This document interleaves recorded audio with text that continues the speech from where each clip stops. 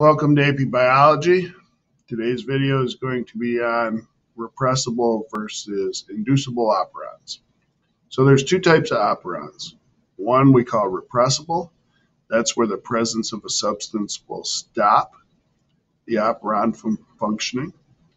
And then there's inducible operons, and that's where the presence of a substance will start the operon functioning.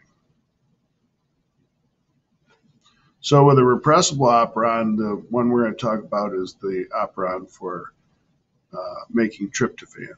Tryptophan is an amino acid that is needed by our bodies. It mostly gets made for us by bacteria in our gut, and then we absorb it into our body. So this is one of those examples where the biome in your gut is super useful for your body because it makes an amino acid that we need. So when there's abundance of tryptophan around, we want to shut down the operon. There's no reason for bacteria to make tryptophan if there's a bunch of it around. So if I just ate a bunch of turkey or chicken or something with a lot of tryptophan in it, there's no reason for these bacteria to make tryptophan because I can just absorb it right from my nutrients. And so in that case, the tryptophan that's present is going to bind to a repressor protein, and it's going to change the shape of that repressor protein. Now, the repressor protein is going to be made by a gene that's upstream from the operon, and it'll just function, make the messenger RNA, make a protein, and it's always making these proteins. And then the tryptophan is going to bind to that and change the shape of that repressor protein. Once we change the shape, now it can fit in the operator. Once it can fit in the operator, it can block messenger RNA from copying all the genes. And so the tryptophan, the presence of tryptophan, changes the shape of the repressor, allows it to bind, and stops the process from happening. When there's no tryptophan around, then the repressor keeps this shape, and it can't bind in there, and so the bacteria keep making tryptophan. Another type of operon is what we call an inducible operon. That means we're going to turn the operon on when something is around. So the lac operon is an example of an inducible operon. So the lac operon, when lactose is present, will bind to the repressor and actually cause the repressor to release from the operator and allow the genes to be copied. So basically what happens is you have the repressor's normal shape fits into the operator, and it blocks the production of enzymes.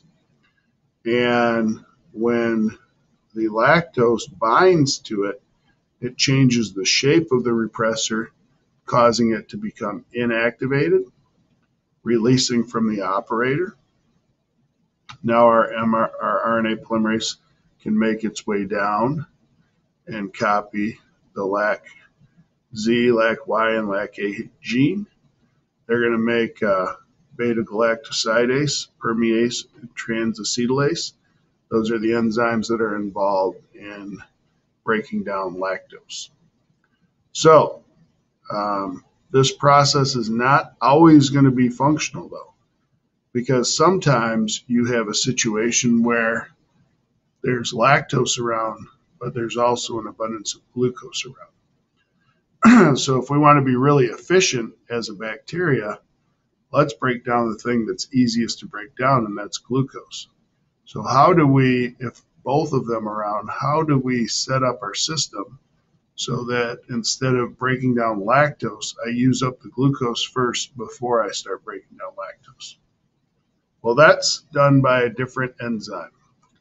So there's an enzyme around called CAP, and CAP helps RNA polymerase bind to the DNA. and it makes it like 100 times easier for the RNA polymerase to bind to the DNA. And so when CAP is around, um, it allows this lac operon to work much better. So here's what happens. Cyclic AMP, when it is high, it's going to bind to CAP. That's going to activate CAP, and CAP is going to bind to the DNA and help RNA polymerase bind. Okay. Now, this is what happens when glucose is present. Cyclic AMP is low. So when glucose is present, there's no CAP binding to the DNA.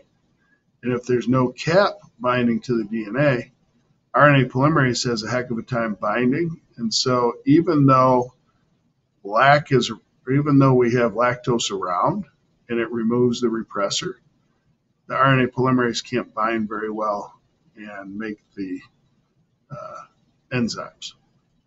So what happens is you actually have to be low on glucose. So when the glucose is low, cyclic AMP levels go up. When cyclic AMP levels go up, they bind to CAP. CAP binds to the DNA, and now we can get our RNA polymerase to attach and make the enzymes.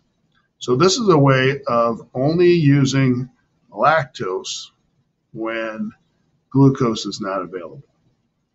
So if I just ate a turkey sandwich or ate a piece of turkey and drank a glass of milk, there's not going to be any glucose available.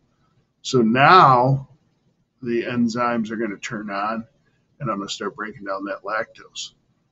So if just turkey and milk. But what if I ate a turkey sandwich? So now I have the bread in there. So now I have glucose around too. Now the enzymes are not going to turn on. They're going to break down the glucose instead. And when the glucose runs out, then they'll turn on the enzymes to break down lactose.